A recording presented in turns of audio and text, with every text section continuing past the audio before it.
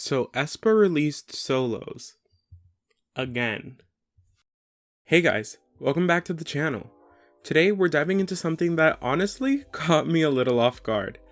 Aespa gave us solo tracks. Again. But this time with even more emotional damage and personal flavor, because why not?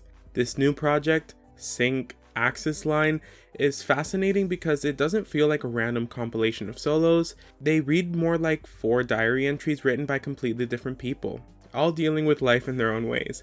And honestly, it made listening to the whole thing feel like speedrunning for emotional arcs back to back.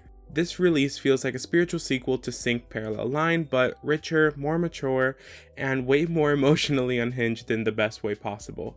So let's go in order, starting off with Blue, Winter Solo. Girl, who hurt you? Blue is tragically beautiful. The kind of song that doesn't ask to be felt, it just crawls under your skin and sits there with its knees pressed to its chest.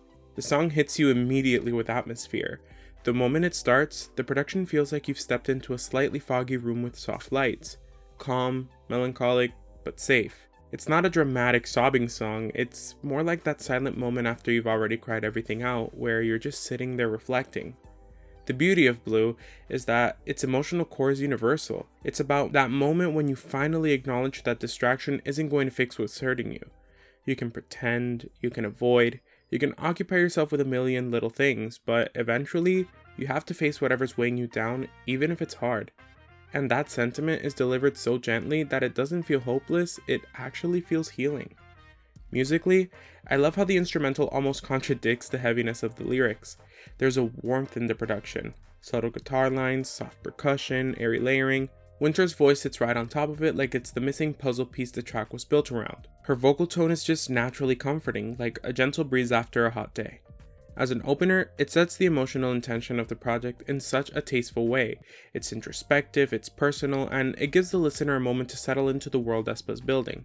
Compared to her previous solo, this feels more mature, more aligned with who Winter seems to be becoming as an artist.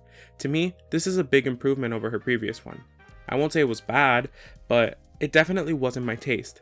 But this one checked all the boxes of a sad bop. And honestly, I can see myself replaying this during those I need to stare out the window and pretend I'm YN moments. 8 out of 10. Ketchup and Lemonade, Ningning solo. Girl, who hurt you? Why must you deliver R&B tracks that expose my emotional instability?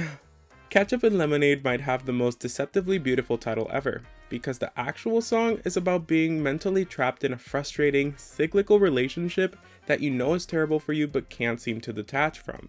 It's the emotional equivalent of telling yourself this time it'll work, while pouring ketchup into lemonade. Like, yes girl, keep trying it. I'm sure this time it'll mix. The ketchup and lemonade metaphor is so camp, but also so correct. Like, it shouldn't mix. It'll never mix. Why are we forcing it to mix? What I also love is how introspective the song is without getting heavy-handed. Ningning's delivery has this worn-out, quietly exasperated tone. You can hear the tiredness, the resignation, the I know this is unhealthy but my brain refuses to shut up about it energy. Musically, this track is chef's kiss. The R&B influence is such a great fit for her. It's smooth, warm, and slightly hazy, like the audio equivalent of being awake at 2 a.m. overthinking. The bass line has the subtle bounce, the chords are lush, and Ningning's vocal sits perfectly in the pocket. Her ad-libs, silky. The layering, heavenly. And then we got to the outro. Oh my god, the outro. She didn't have to go that hard, but she absolutely did. The way it builds, the way her voice melts into the production, it stretches the emotional arc of the track, and it feels like you're being lifted out of your own thoughts and placed gently back on the ground. To me, it's very SZA-coded in the best way. Also, can we talk about the runtime? Over 4 minutes? In this economy? She said, I'm giving you a real song. And she delivered. This track is honestly one of Ningning's best works yet. It's beautiful, emotionally intelligent, and vocally flawless. 9 out of 10. Tornado, Giselle solo. Ladies and gentlemen, we've officially reached the I fear no man but this woman terrifies me portion of the album. Tornado is so Giselle coded that it almost feels like she designed the weather system herself. The tropical house influence gives the track this breezy, effortlessly cool vibe. You feel like you're on a beach, but not just any beach. One you can only get invited to if you're hot, mysterious, and slightly dangerous. The tropical house sound fits Giselle so well, it's actually kind of insane. The vocal delivery is immaculate, the song chorus is soft, almost teasing, like she's letting you lean in just close enough. Then, the verses switch it up with more assertive rap phrasing, confident, rhythmic, and just sharp enough to cut through the production. Thematically, this is one of the more fun songs on the project. It's about overwhelming someone with so much charisma that they basically short circuit. She's the tornado. She sets the pace, the tone, the direction. He's just trying to not get swept into the ocean. And the way she plays with that push and pull dynamic is so good. Seduction on one line, dismissal on the next, then back to flirting just to keep him confused. It's exciting without trying to be edgy, it's sexy without being obvious, and it's confident without being loud. Musically, it's incredibly polished. The production is crisp, the beat is infectious, and the melodies are surprisingly sticky. It's one of those songs you think about for hours after only hearing it once. Honestly, it's perfect. I have no notes. A well-deserved 10. It's giving Bad Bitch Island getaway. Good stuff. Karina solo. Listen, I like this song. A lot. That's why it's a 9. But let's talk about it honestly. Good Stuff is fun, it's bold, it's confident, it's the kind of song you play when you need to gas yourself up before doing something you don't want to do.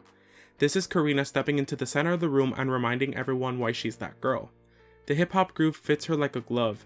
She always shines when she leans into that more cocky, confident, borderline intimidating energy. Her voice really shines here with this effortless coolness, like she doesn't need to shout to make an impact. She just exists and it's enough. However, I do feel like SM low-key aimed for up 2.0. Not in a terrible way, but you can hear the influence. While the other girls sounded like they took a step forward conceptually, Karina feels like she's maintaining her lane instead of expanding it. It feels like they said, let's stick with what works, and went with it. It's safe, it's comfortable, which isn't necessarily bad, but compared to the emotional or stylistic leaps the other members made, Karina's track feels more like maintaining momentum rather than pushing forward. But context aside, this song still goes hard. Not every idol can release something like this and have it feel genuine. So I'm saying this is safe and comfortable for Karina, not your average girl. Cause lyrically, it's pure flex energy. She's basically saying, I look good, I know I look good, you know I look good, and I'm booked, busy, and cashing checks. It's unapologetic, it's confident, clean, and it's fun. The only slight disconnect is the project's emotional arc. The first 3 songs are more introspective, nuanced, a little heavy. And then Karina walks in like, anyways, I'm hot. But because the album gradually lightens up as it progresses, it's not too jarring. It's more like a palate cleanser, if you will. As a standalone track, it absolutely works, and Karina owns it. 9 out of 10. That brings us to the end of this special release. This collection of solos honestly showcases why Aespa is one of the most interesting 4th gen groups right now.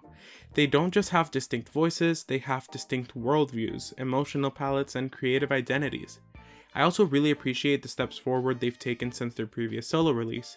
You can genuinely feel each member carving out her own lane, distinct in tone, message, and vibe, yet still complementing each other in a way that makes the project feel cohesive rather than disjointed. When I compare these tracks to their earlier solos, I'm honestly surprised by how equally I enjoyed them. There isn't a single song here that I'd skip or put on the maybe list. For context, Winter's last solo wasn't really my thing, and I felt like it stuck out in a way that didn't fully mesh with the others. Karina and Giselle had solid tracks, and Ningning was absolutely my standout at the time. But this release feels different. This time around, I found myself enjoying all 4 songs. I don't have any extreme highs or lows, and honestly, that balance is a good thing. It means I'll actually revisit this project far more than the previous one, because for that one, Bored was the only track I streamed consistently, even though Up was the viral success. So even if the improvement isn't dramatic in a flashy way, it's meaningful. It feels like natural artistic growth, and to me, that's a win for all 4 girls. And that's also part of what makes them so compelling to watch. Do they have some shortcomings? Yes, but so do most groups. I find it cool that they're able to expand their solo identity while it being a group release. Here, Winter explores quiet pain and personal healing, Ningning dives into emotional chaos with metaphoric flair, Giselle embodies confidence and playfulness wrapped in a tropical beat, and Karina brings high energy charisma and that star power she's known for. Together, these tracks feel like 4 puzzle pieces that don't match visually but lock together perfectly anyways. That's what makes Aespa fascinating. The contrast is the cohesion. And overall, this is one of the strongest sets of solos we've gotten from any 4th gen group so far. Thank you guys so very much for watching this video. It's a bit more on the shorter side, but I felt like giving my thoughts on this release since I did a reaction to their solos last time. But as always, remember to like, comment, share, and subscribe. Click that bell icon so you're notified every time I post a video. Tell me in the comments, what did you think about the songs, and tell me which one's your favorite. Also, let me know what other releases you'd like me to cover. I'm already working on a short video about Girl Set, so that should be out within the next few days, but I'm always open to suggestions. Remember that I love you all so much, and I'll see y'all very soon. Bye!